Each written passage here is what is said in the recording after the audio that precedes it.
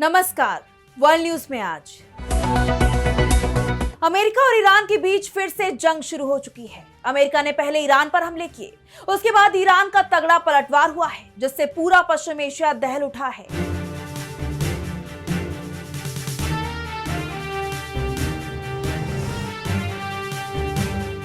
Iran ने चेतावनी देते हुए कहा है कि अमेरिका समझौते का सम्मान नहीं कर रहा है, इसलिए ईरान को जवाब देने का हक है। ईरान के हमले में अमेरिका को भारी नुकसान होने की खबर सामने आ रही है। पश्चिम एशिया में उसके कई ठिकाने तबाह हो गए हैं।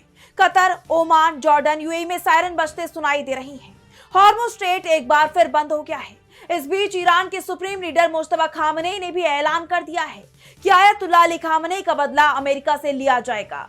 खामनेई के बयान के बाद ईरान का अमेरिकी ठिकानों पर हमला हुआ है। इसके बाद सवाल उठ रहे हैं कि क्या एक बार फिर से फुल स्केल वॉर शुरू होने वाली है, क्योंकि ईरान ने साफ कह दिया है कि वो अमेरिका की धमकी के सामने झुकने वाला नहीं है।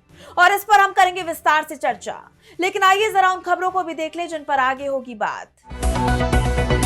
रूस और यूक्रेन ने एक दूसरे पर किए जबरदस्त हमले। रूस के मिसाइल और ड्रोन हमलों से दहला कीव। यूक्रेन ने रूस में 3000 किलोमीटर अंदर रिफाइनरी को बनाया निशाना।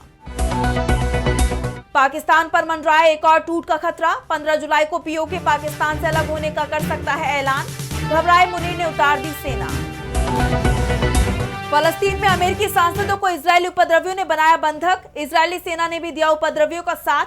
अमेरिका में फूटा गुस्सा। और चलते चलते में देखेंगे दुनिया के सबसे शांत जानवर को लोगों की आवाज से ही हो जाता है परेशान। इन सभी खबरों पर हम विस्तार से करेंगे बात, लेकिन पहले एक नजर हेडलाइंस पर। कतर के पूर्व अमीर शेख हमद बिन खलीफा का निधन। 74 साल की उम्र में ली अंतिम सांस। 18 साल तक कतर के अमीर रहे शेख हमद। ट्रंप के करीबी और अमेरिकी सीनेटर लिंडसे ग्राहम का निधन। अचानक हुई बीमारी से 71 साल की उम्र में ली अंतिम सांस। भारत पर 500% टैरिफ वाला ला रहे थे बिल। चीन में शक्तिशाली तूफान बावी ने दी दस्तक। चीन में एक हफ्ते के अंदर दूसरा बड़ा तूफान। 20 लाख लोगों को सुरक्षित स्थानों पर पहुंचाया गया।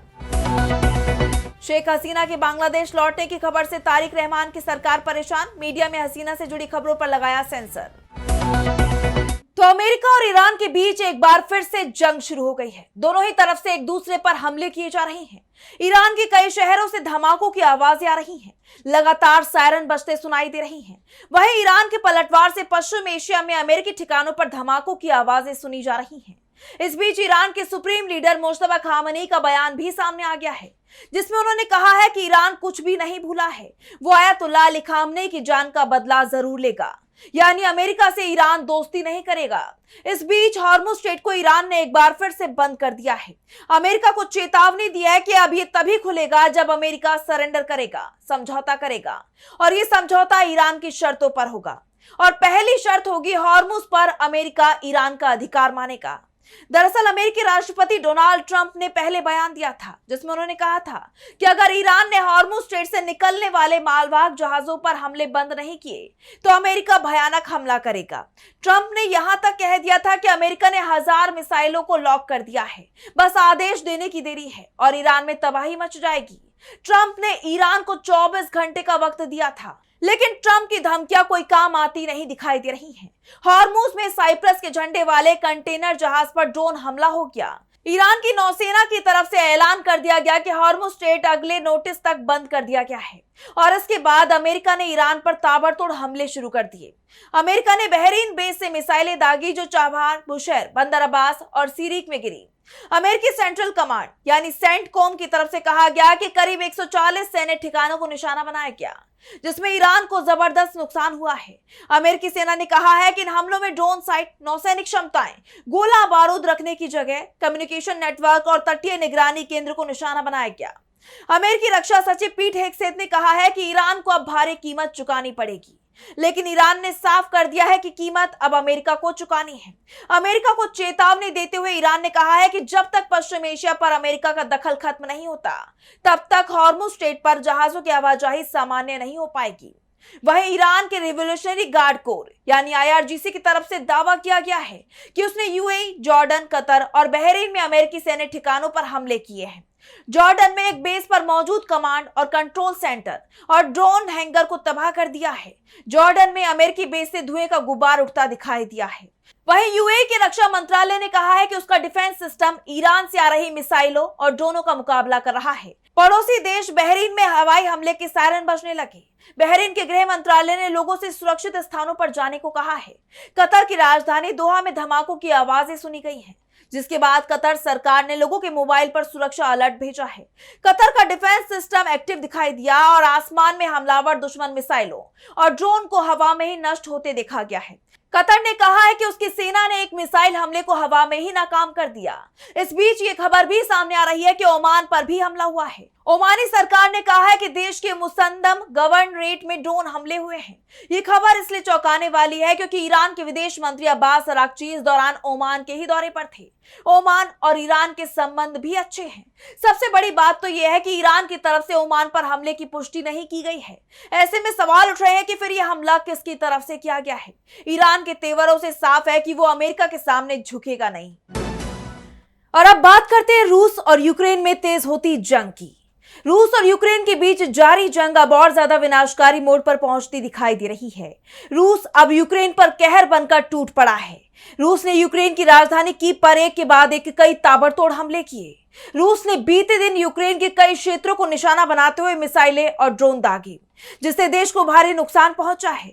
20 से ज्यादा लोग घायल बताए जा रहे हैं। यूक्रेन की राजधानी के मेयर विटाली क्लिट्स्को ने यह जानकारी दी है।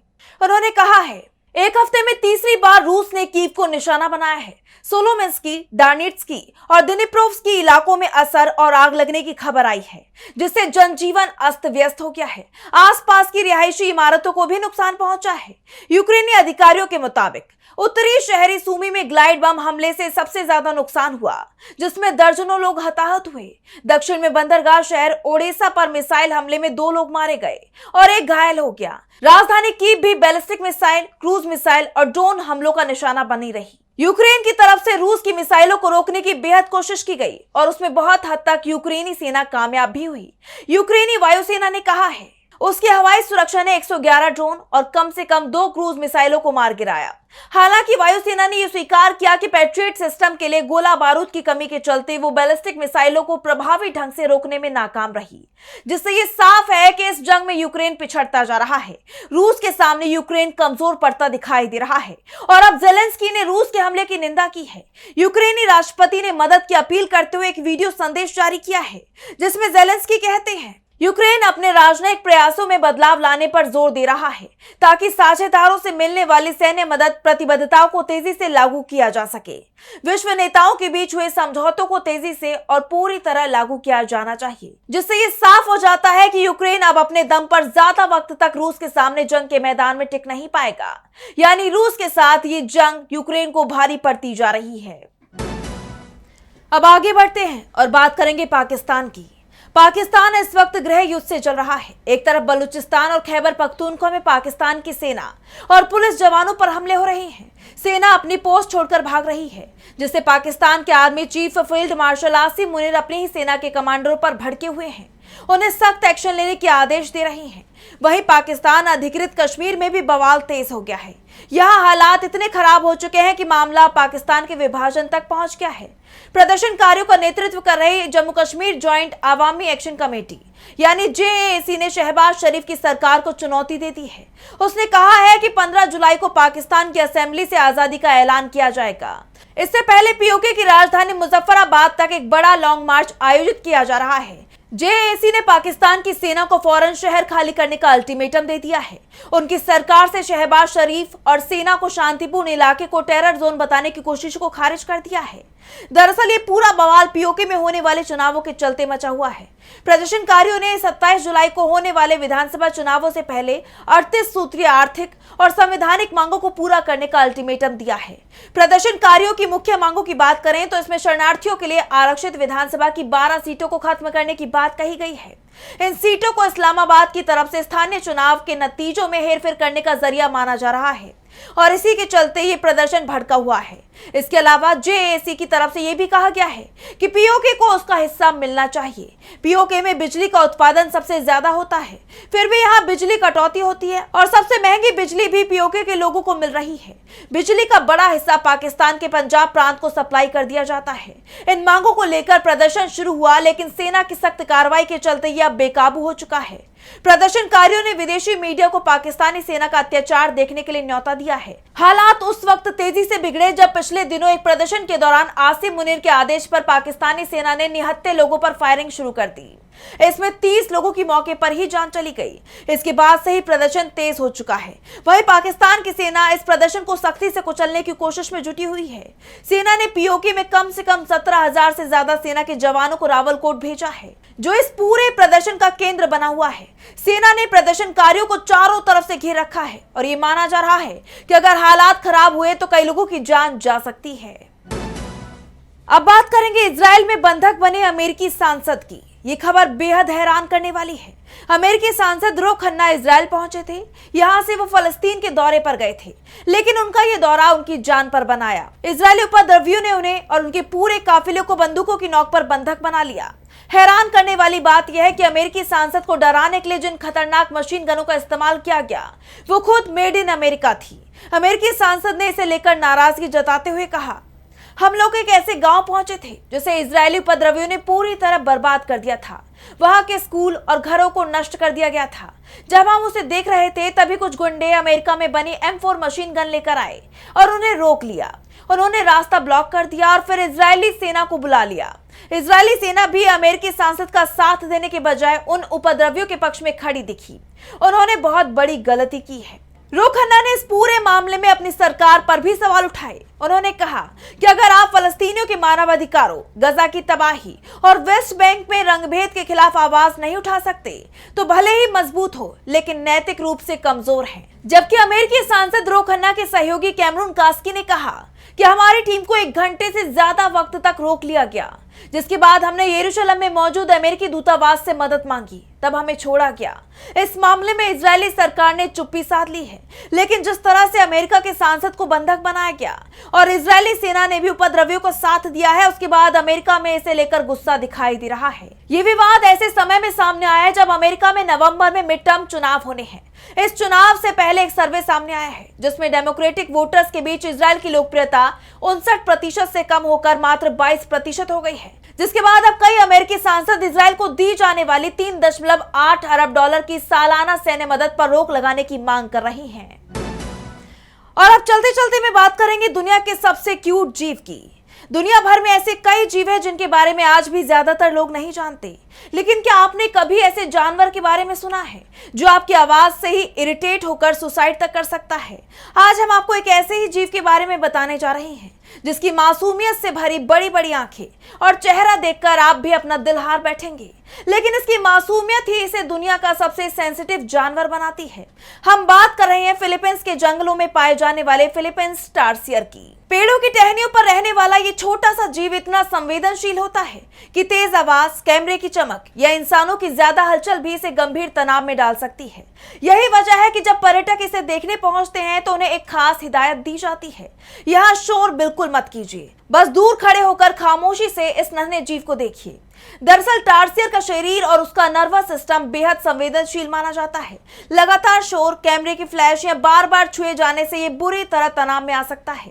ज्यादा तनाव होने पर कई बार ये खाना पीना तक छोड़ देता है और खुद को नुकसान पहुंचाने लगता है। इसी वजह से इसे देखने के दौरान बहुत सावधानी बरतने की सलाह दी जाती है। टार्सियर की सबसे खास पहचान उसकी बड़ी बड़ी आंखें हैं। उसके छोटे से सिर के मुकाबले उसकी आंखें बेहद विशाल दिखाई देती हैं। रात के अंधेरे में यही आंखें उसे शिकार खोजने में मदद करती हैं। दिन के समय ये पेड़ों की घनी शाखाओं के बीच आराम करता है और रात होते ही जंगल में सक्रिय हो जाता है। इस नन्हे जीव का वजन आमतौर पर करीब 100 से 150 ग्राम होता है। शरीर भले ही छोटा हो, लेकिन इसकी छलांग लगाने की क्षमता हैरान करने वाली होती है। पेड़ों की एक शाखा से दूसरी शाखा तक पहुंचने में इसे ज्यादा समय नहीं लगता। फिलीपींस में टारसियर को बचाने के लिए कई संरक्षण केंद्रों में सख्त नियम बनाए गए हैं। यहाँ पर्यटकों को धीमी आवाज में रहने, टारसियर से दूरी बनाए रखने और तस्वीर खींचते समय फ्लैश का इस्तेमाल न करने की हिदायत दी जाती है। टारसियर हमें ये याद दिलाता है कि प्रकृति की हर रचना ताकतवर नहीं होती। कुछ जीव इतने नाजुक होते हैं कि उन्हें बचाने के लिए सिर्फ सुरक्षा ही नहीं बल्कि हमारी खामोशी और समझदारी की भी जरूरत होती है। तो फिलहाल वर्ल्ड न्यूज में बस इतना ही। देश और दुनिया की तमाम बड़ी खबरों के लिए देखते रहिए डीवी लाइव। नमस्कार।